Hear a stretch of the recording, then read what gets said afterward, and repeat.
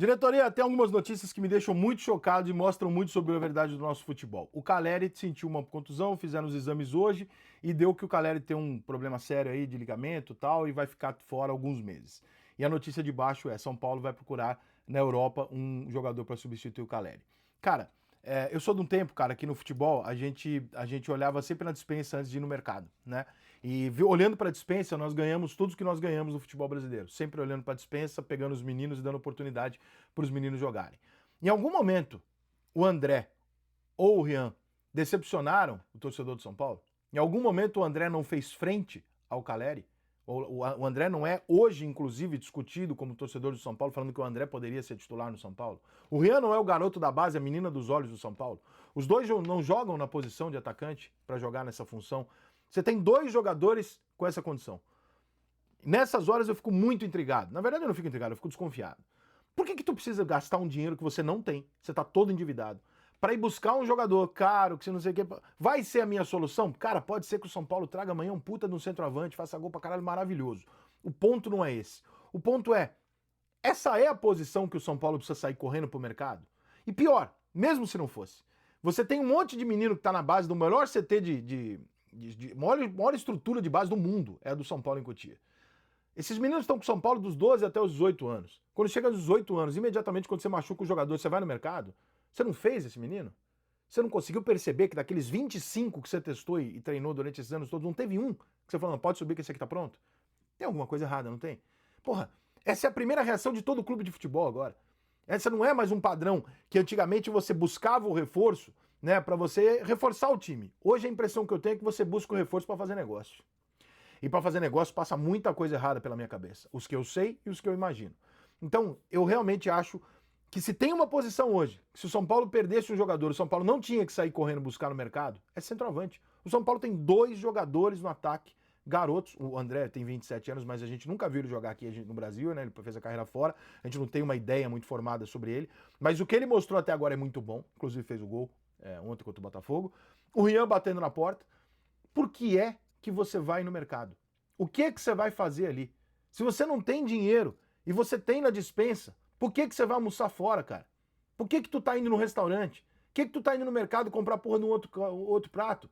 Você tem comida em casa, cara. Dinheiro tá apertado, pra que tu tá fazendo isso? A impressão que fica para nós é assim, pô, mas é muito bom mesmo fazer negócio no futebol, né? Porque toda oportunidade que você tem, se faz um negócio. E aí eu vou fazer um contraponto ao que tem dito o Galvão, eu acho que o Vanderlei também, né? Eu vi o Zico falar também, que é, pô, peraí, tem muito estrangeiro jogando aqui. Essa discussão é perdida.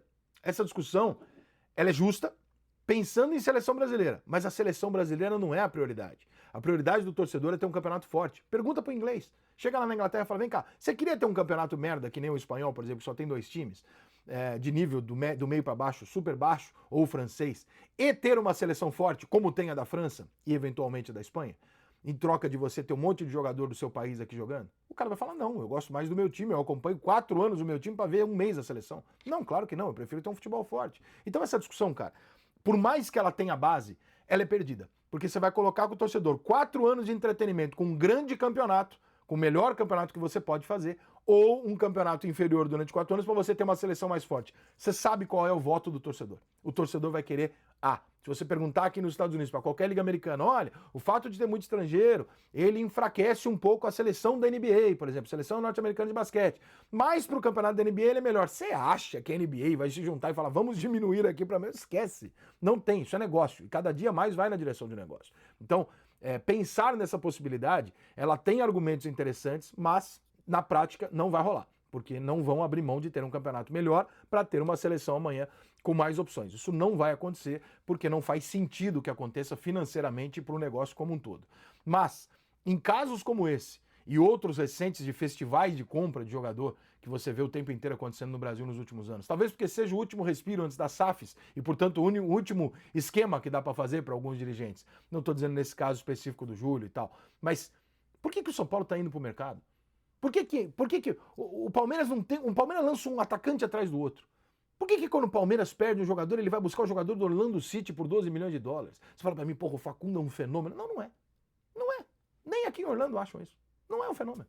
Pode dar certo? Claro que pode, bom jogador. Mas 12 milhões de dólares eu preciso gastar para trazer um jogador que provavelmente na base do Palmeiras tem um negocinho parecido. Muito provavelmente. Que vai custar 0 e que vai ser vendido por 40. É muito na nossa cara, né? Que tem alguma coisa ali que movimenta muito isso, né, cara? E nesse caso do São Paulo, para mim ele fica ainda mais triste, porque eu fico imaginando como é que fica a cabeça do cara, o André e o Rian falando, peraí, eu tô esperando a minha oportunidade com o Caleri. Com o Caleri eu já quero jogar. O André tá batendo na porta. Para mim, o André já seria titular de São Paulo em alguns jogos, tá? O André, para mim, hoje já é titular de São Paulo. E o Rian tá lá, toda vez que entra lá, tô mostrando, eu sou garoto, mas tô aqui, ó, lá na base arrebentei, tô aqui. Aí você perde o titular na posição, que é um jogador que no São Paulo é muito bom, mas fora do São Paulo nunca deu certo em lugar nenhum, não é essa Coca-Cola toda. E aí você perde esse jogador, você vai buscar o jogador no mercado. Se você buscar nos exemplos recentes dos outros clubes brasileiros, o Flamengo, por exemplo, o Flamengo tem por hábito, por escolha, ele pega o menino, lança o menino, joga 15 partidas com o menino, vende por 40 milhões de euros e contrata um medalhão. É um padrão. Então, antes da gente reclamar dos estrangeiros que estão aqui, eu acho que a gente tem que ter uma discussão no futebol brasileiro, se é que alguém quer discutir alguma coisa no futebol brasileiro, para entender por que é que nós preferimos um jogador, às vezes, mediano ou em final de carreira, do que lançar um garoto nosso, sendo que esse jogador vai dar lucro. Por que eu quero fazer uma transação que me leva um gasto, ao invés de uma aposta muito considerável para se dar certo, que vai me gerar um lucro? Se você fosse dono de uma empresa, você faria isso? Com o seu dinheiro, você faria isso? Não faria. Então por que todo dirigente de futebol brasileiro faz isso? O tempo inteiro. Não fica um pouco escancarado? Não fica um pouco assim, o recado muito claro pro torcedor de, porra, alguém tá muito feliz com isso. Porque essa do São Paulo é uma das mais gritantes. O São Paulo tem 2 caras batendo na porta. E aí você precisa urgentemente procurar, não. Procurar o quê? Tá ali a solução. Entrega pro menino. Se não funcionar, você vai contratar outro. Mas entrega pro menino, dá a chance pro cara. Porra, pra que tu treina, moleque? Por que você fez a divisão de base pra quê, então? Pra que sustenta a Cotia? Por que fez Cotia? Pra se sustentar e dizer, olha só, nós ostentamos o maior CT de formação de atletas do mundo. Pô, do caralho, parabéns, morro de orgulho disso.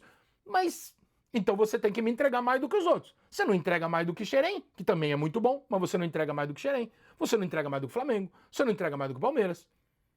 Ué, então tem alguma coisa errada, né? Então tá na hora de cobrar o pessoal lá. Vem cá, 2 coisas. Primeiro, por que você tá indo comprar? Segundo, chama o pessoal lá. O que tá acontecendo aqui que vocês não estão me entregando 3, 4 joias por ano? Se todo mundo consegue uma joia por ano aí, sem ter a condição de trabalho que vocês têm.